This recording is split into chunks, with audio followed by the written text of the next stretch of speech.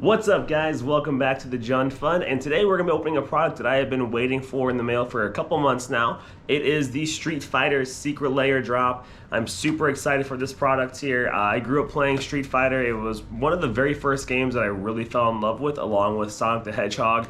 I am a Ryu and Ken main, mainly Ryu though, honestly, so I'm going to Hadoken ya in the face a lot, and combo ya and juggle ya, all that fun stuff.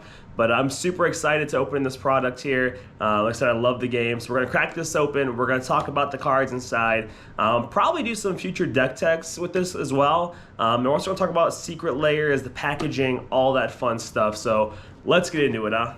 All right, guys, let's crack this bad boy up, and shall we? First things first, if you are someone who has bought previous Secret Lair drops, namely like within the first 2 years of them doing it, the biggest thing you probably have noticed already is the size of the packaging is just totally different from what they used to be. Now, that could be looked at as a good thing, obviously, because they're using less paper, less waste, therefore, being eco-conscious. The other side of that coin is that the presentation has definitely dropped off, despite the price point still being relatively the same, and in some cases being higher, depending on the line, obviously. So that's kind of the first thing that I noticed right off the gate. Oh, nice. Here comes a new challenger. Okay. Oh, okay. I see. All right. So I guess I'll take back kind of what I said before. I mean, the presentation is still there. It's a really cool box. It's got the kind of like spot gloss on there. Street Fighter X Secret Lair X Street Fighter. Pretty cool there. On the side, at the foil edition, I know the curling probably is going to be a problem, but I wanted them in foil. I'm going to put them in top loader, so hopefully they stay flat. But yeah, let's see here. This just slides out, looks like. All right, cool, nice. All right, more spot gloss right there. We'll always love to see that. Way more expensive to do than you think, guys, if you're not someone who's familiar with it. But yeah, it looks good nonetheless. All right, let's see here. So they just kind of have them. Okay, there we go.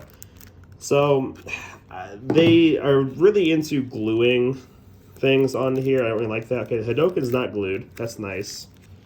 This is, we'll go ahead and crack this open real quick here. This is the bonus card that comes with it.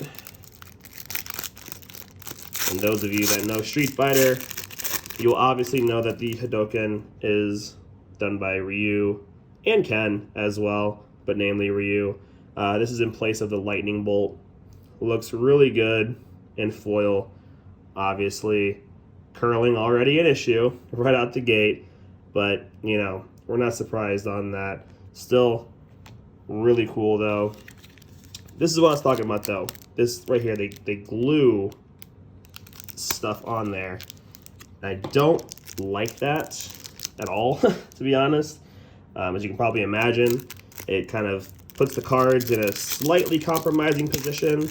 I do wish this was a bit more protected as well. It makes me nervous that this just came in the mail like this and wasn't bubble wrapped or something more to that effect.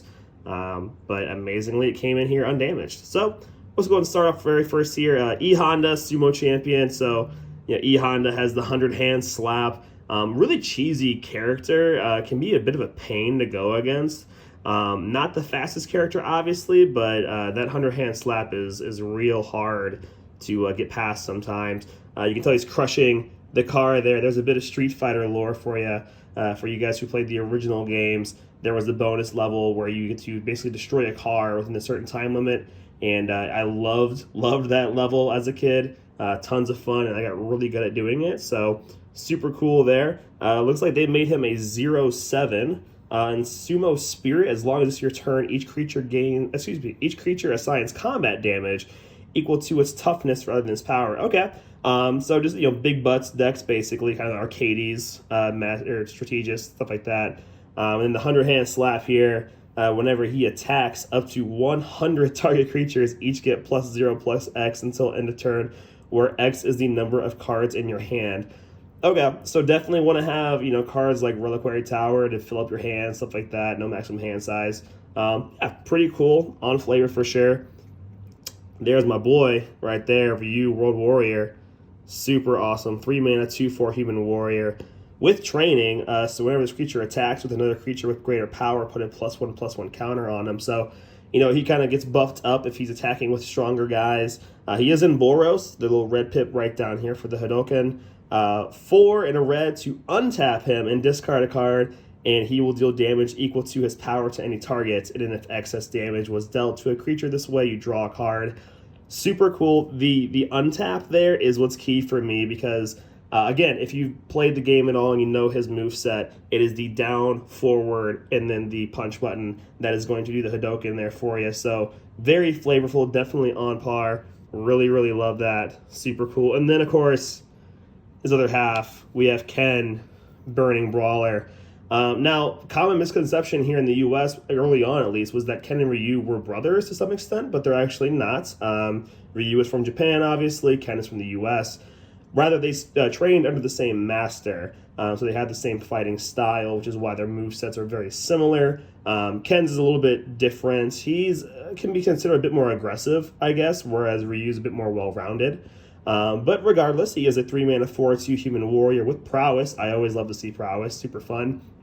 And then you can pay a hybrid Boros mana to give him first strike until end of turn. And then he has Shoryuken, so whenever Ken deals combat damage to combat damage in general, rather, you may cast a sorcery spell from your hand with mana value less than or equal to that damage without paying its mana cost. So that's actually pretty dope right there. Me personally, I am going to try and rule 0 partner these guys together, make a Boros deck, because I think it just makes sense flavor-wise to have them have partner. But yeah, Ken is super strong. Really love that for a Boros deck. All right, Blanca, Voracious Friend. Yeah, man, what a character. As a kid, I didn't really know the lore behind him. I just thought he was just a random beast, but turns out no. I mean, he's a guy that got transformed into Blanca here. But he has a 5/5 with haste. He's rolling attack, which is a super cheesy move in the game. And he has trample as long as you've cast 3 or more spells this turn. And then he has Electric Thunder, his most famous move, obviously. Right here, he's shocking the crap out of Dan, another Street Fighter character. Whenever it becomes the target of a spell, he gets +2/+2 until end of turn and deals 2 damage to each opponent. So pretty cool, kind of a area of effect attack style there with the 2 damage to each opponent. Really cool. He's in Gruul. I mean, he has to be. He's a red and green character. He just has to be in Gruul. So really, really cool to see Blanca down there. All right, Chun-Li, Countless Kicks. One could argue maybe the most famous, if not popular, character in all of Street Fighter history. Chun-Li, total badass, just like strong, independent woman, just out there taking names basically and just kicking ass in the process, with her huge, massively strong legs, and her 1,000 kicks, obviously, just kicking you right in the teeth. But she is a 3-mana, 1 a white and a blue, so Azorius colors, for a 3/3 human soldier with multi-kicker, which is perfectly on flavor. I mean, they really nailed it. The flavor in this Secret Lair drop is perfect, in my opinion. But when she enters the battlefield, exile up to X target instant cards from your graveyard, where X is the number of times Chun-Li was kicked, and then put a kick counter on each of them. And then she has Lightning Kick, so whenever Chun-Li attacks, copy each exiled card you own with a kick counter on it. You may cast the copies. So Azorius, kind of spell slinger style deck. Yeah, really, really cool. Love the art on there. Super strong. She's badass, man. All right, and then we have old Dalsim, Pliable Pacifist. So the representative yogi of Street Fighter here, his super stretchy limbs that gives him basically infinite reach. I mean, he can't reach all the way across the stage, but he more or less can, like 2/3 of the way at least. He's kind of a pain. The trick with him is try and stay behind him, obviously, and not let him get in front of you. His Yoga Flame is annoying. He can also teleport, so dude is, like, on paper, it's super strong, and can be real tough to fight against. But for the card here, we have 2 and Selesnya colors, so 2, a green and a white, for a 1/3 human monk with reach, obviously, gotta have that. He has teleport, which basically means he has hexproof unless he's attacking, so again, leading into his evasiveness. And then whenever a creature you control with reach attacks, untap it and it can't be blocked by creatures with greater power of this combat. All right, not too bad. Then he has Fierce Punch. Whenever one or more creatures you control deal combat damage to a player, draw a card. All right, pretty cool. The art's pretty sick there. I'm kind of surprised they don't have Yoga Flame on here personally, because I feel like that's probably his most recognizable attack, in my opinion. But I guess that would lead itself into red, which he's not, as far as like color alignments here are concerned. Selesnya, he's peaceful. You know, he's a monk, obviously. So I get it. All right, then we have Guile, Sonic Soldier, along with Ken, the representative American characters in Street Fighter, with the most ridiculous haircut to ever exist. I mean, I get they're going for the military high top, but they got real extra with it. I always thought his head looked kind of like a mushroom cloud explosion almost. Just very, very weird and defying physics, basically. But he is one in Jeskai colors, so blue, red, and white, for a 4/4 human soldier. And whenever he enters the battlefield or attacks, put a charge counter on him or remove one from him. When you remove a counter this way, choose one of the following. Sonic Boom. Guile deals 4 damage to any target. Or Flash Kick. Guile gains lifelink and indestructible until end of turn. So obviously the two most famous moves for him by far. Pretty cool there. A little bit different for a Jeskai build. Not exactly what you'd normally see. Normally those are kind of Spellslinger style decks, but still really cool nonetheless. Put him down there. And then lastly, Zangief, the Red Cyclone. Our Jund card right here, baby. So 2 in Jund, so you know it's black, red, and green. For a 7/4 human warrior, he must be blocked if able. So kind of like Super Menace in a sense. He has Iron Muscle, so as long as it's your turn, he has Indestructible. And then he has the Spinning Pile Driver. Whenever he deals damage to a creature, if that creature was dealt excess damage this turn, that creature's controller sacrifices a non-creature, non-land permanent. So pretty cool, and honestly, I like that they're kind of tying this in a bit with like Cyclonic Rift, which is a big cyclone itself. Obviously, his name having Red Cyclone in there, with the destruction of another permanent, or sacrifice in a sense, rather. But yeah, super cool. Can be a little bit of a mini board wipe in a sense, or just target removal. I really, really like this a lot. Zangief is one of my other favorite characters in all of the game.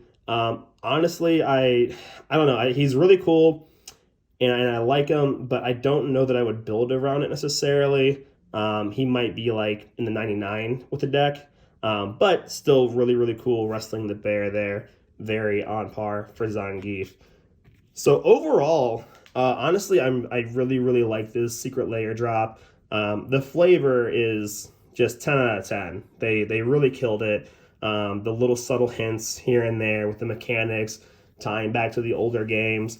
I am surprised, though, that M. Bison is not in this. I think if I had to knock it down a peg, it would be the fact that he is not in this. He is the big bad. Shadowloo, obviously, is the main antagonist in all of this series.